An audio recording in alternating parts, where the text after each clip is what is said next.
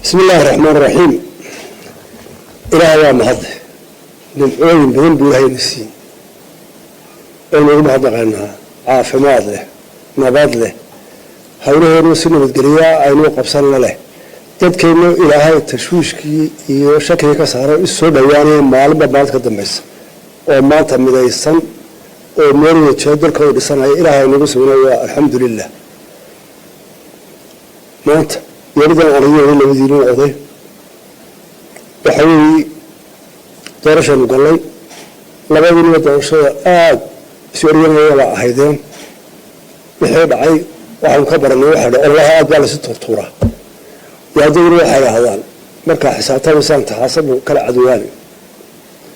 waxna wadaacno kala xwaani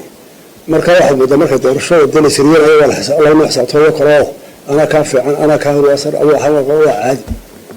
wixii soo maray danta doorasho musaar maanta xartu halka ariska ana marka arrintan eegay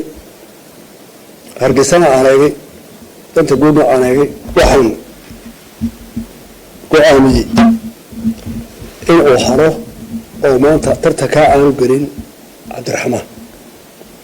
صوابها ما يابو الشيء وحن آذي أبوك مغضبية إن أنا إساق أول أو حد يقول تلا واسي وانقاتي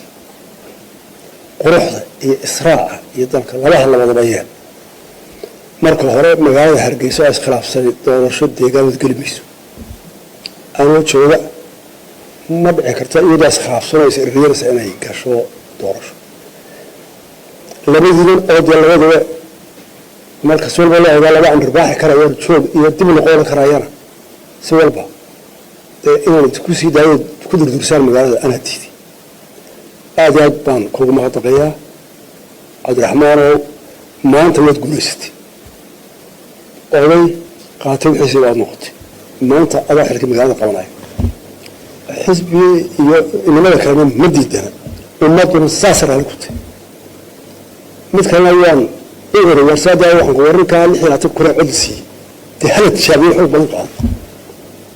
كثيرا بلقاء هل لا بجوز أنت يا حكومة الرجال ورشقينه عبد الرحمن أنت الكوات من القرآن وحنا ومنها كفرين وحنا لا سياسة على سنبا ما فرق أرنت لك ما كعاية سن يدا أول شقين ساعة لما تدري على تبتشو أنا سوى شقين ساعة إيه أنت كلام حقي كلام تاني جارسية أنا ما هتنتي بسم الله الرحمن الرحيم الحمد لله رب العالمين وصلى الله وسلم على سيدنا محمد مدحونات جمهورية الصومال ودنا موسى بيحي عبدي ما يقع عصوبة نقونا خميسة إن شاء الله تعالى عبد الكريم أحمد موجي يبقى صحافتنا اللي تشوفتها السلام عليكم ورحمة الله وبركاته شرف الموت أنا نقول أن كانوا يسووني مارمو كنتي ما أنت نوعا شيء وأن كان علي عبد الكريم ألعاب ما قد حيسميه تهين صدًا سنان وصاحبنا هؤلاء كل سؤال بقولي كل سؤال شكل لي سؤال شكي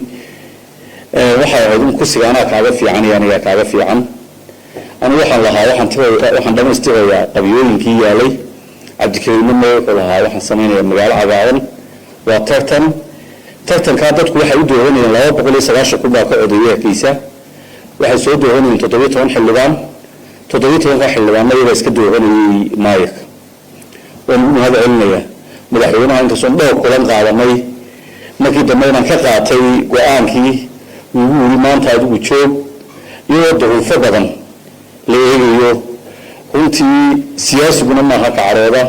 waa ka wax kastoo dhacayada xalkeedana dhameeya anigoo madaxweynahayga iyo dalkayga iyo magaaladayda qadaynaya inaan Cabdikariim la shaqeeyo ayaan qaatay aan golaha deegaankana la shaqeeyo aan oday la shaqeeyo noqdo kamida xubnihi la soo doortay labadii aad baad ku maamulaya madaxweynaha aad baad u mahadsantahay assalaamu calaykum bismillaahir rahmaanir rahiim marka ugu horeysaa madaxweynaha waan mahadnaqayaa tan iyo maalintii aan baaqo soo diray madaxweynaha arrintan soo dhex galo sidii wanaagsaneyd ee madaxweynuhu wuxuu isaga saaray inuu arrintan galo Hargeysa oo mideeyo ay midnimada Hargeysa doorashada u galay waxay ka bilaamaysay in xildhibaanada 17 la doortay madaxweynahoodii odaygoodii inuu dhex galo codka shacabka inta badani marka sharciga loo noqdo haddii la idhaa xildhibaankii ugu codka badnaaba noqonaya maayer sharciga ma waafaqsana sharciga waxay ku waafaqsan tahay in 17 xildhibaan ay shirka galaan ay codeeyaan ay dabeetana doortaan qofka ay doonayaan laakiin madaxweynuhu isagoo mahadsan shacabkiisa jecel inta badan ixtiraamay oo tixgeliyey baaqa anagu aan dirnay waxaa baaq aan ku doonaynay in bal dadkaa faraha badan ee maanta markii ugu horreysay si ku xora qabyaalad u codeeyey ka codeeyey xaafado iyo degmooyin kala duwan qofkii ay u codeeyeen in markaa la doorto madaxweynuhu arrintaa xil iska saaro runtiina madaxweynuhu dhowrkaa cishey tegey si mas-uuliyad leh madaxweynenimo leh odaygii qarankaa ayuu arrintaa u galay una dhamaystiray walaalkii cabdiraxmaan maayarkaygii hore weli waa maayar isagaa weli maayara waxaan uga mahadnaqayaa in isagoo xaq u leh inuu mar labaad tartamo isagoo xaq u leh marka horena sheegay inuu hal lahaa inuu isaguna madaxweynihiisa codsigiisa ka aqbalo oo runtii aniguba aan aqbali lahaa haddii madaxweynuhu uu iga codsado waxaan madaxweynaha uga mahadnaqayaa inuu danta hargeysa ku horreysiiyey danaha xisbiyada waayo markaad eegto arrintan siduu u maamulay wuxuu u maamulay si lexjeclo leh hargeysa jacayl leh madaxweyne dadkiisa iyo magaaladiisaba jecel waayo hadduu indho xisbi ku eegi lahaa xaajadu halkan ay caawa soo gaadhay may soo gaadhin madaxweyne waan kaaga mahadnaqaya aad iyo aad baan kuugu mahadnaqaya cabdiraxmaan maayer aad iyo aad bay mahadsan tahay waxaad qaadatay go-aan geesinimo leh waxaad ixtiraamtay madaxweynahaagii waxaa nagana noo farxada waa aragnimadaadii inaad golaha kula jirto oo nala joogto waxaad insha allah noo noqon doontaa odaygii golaha deegaanka iminka dawi kumaha waxaad noqon doontaa odaygii hargeysa